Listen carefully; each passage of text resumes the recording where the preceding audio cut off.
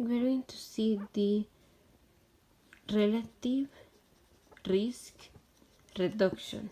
So it's not the relative risk, it's the relative risk reduction, or RRR.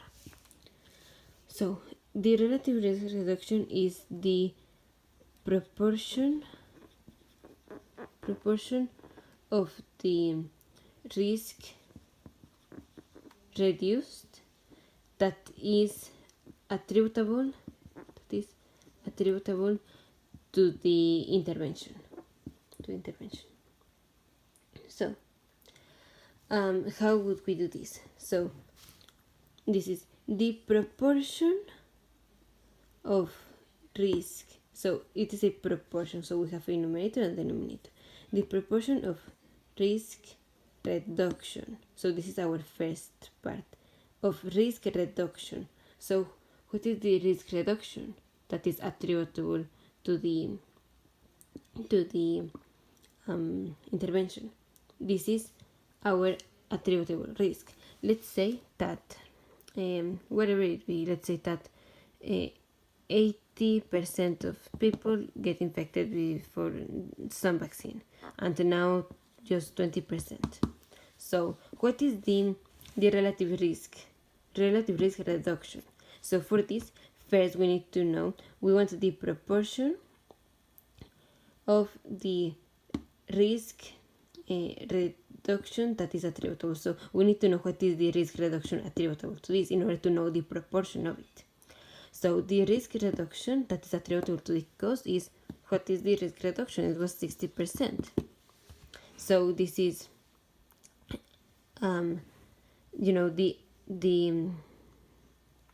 let's say the control group, or if you want the control group, and here's the drug group or intervention group, or whatever, but you know that this is the attributable risk. So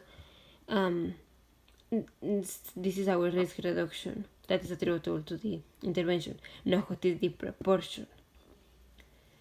The proportion is how much risk we could have. So in the numerator is how much we reduced, and in the denominator is how much we could have reduced.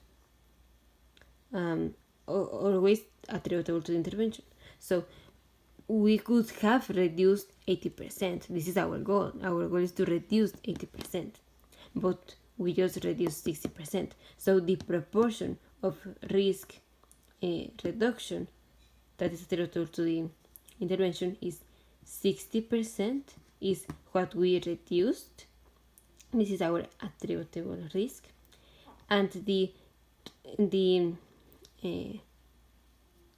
how much we could have reduced is 80%.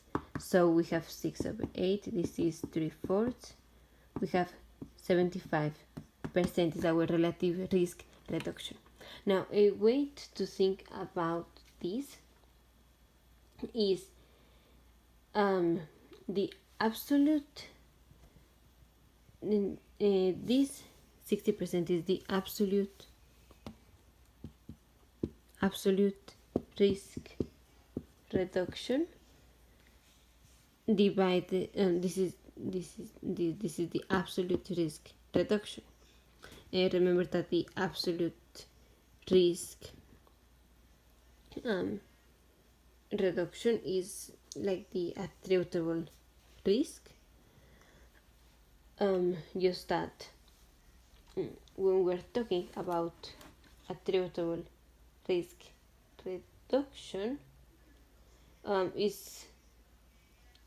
it's quite similar to the attributable risk, just that in attributable risk we are talking about exposition, and the intervention is to not expose the patient, for example, or to give the drug. It just depends, but it's quite the same thing, so don't worry. Alright, so the attributable risk reduction is the attributable risk, that is 60%. So this is the attributable risk. Now, so you have the attributable risk or you can say attributable risk reduction, whatever you want, divided by the rate, or the, this number. This number is in this case is the percent or rate of people that have the condition that we don't want them to have without the intervention, or in this case we're intervening for a good. But if we are talking about exposition, that is of the group that we're exposing to the danger, something like that. I don't know how you would like to say that, but that is the number that goes here. Now let me put, in this case it's rate placebo, because the intervention is done on this one, on this group. But now the attributable risk reduction is the same as how do we calculate the attributable risk? So it would be the placebo rate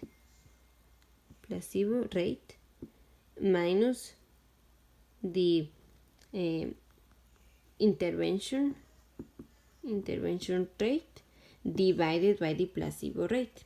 So this is 1 minus what is the intervention rate divided by the placebo rate. This is the relative risk. The relative risk is the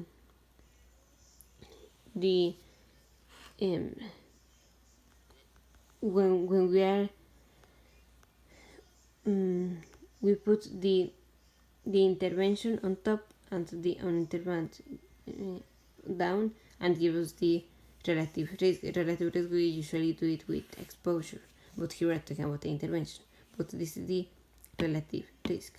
So the relative risk reduction is 1 minus the relative risk. So here let's do what would be the relative risk. Would be 80% divided by would be 20% divided by 80%. This would be 1/4, and 1 minus 1/4 is 3/4. So that is, we have the relative risk reduction is the proportion of risk reduction that is attributable to intervention, and that is 1 minus the relative risk.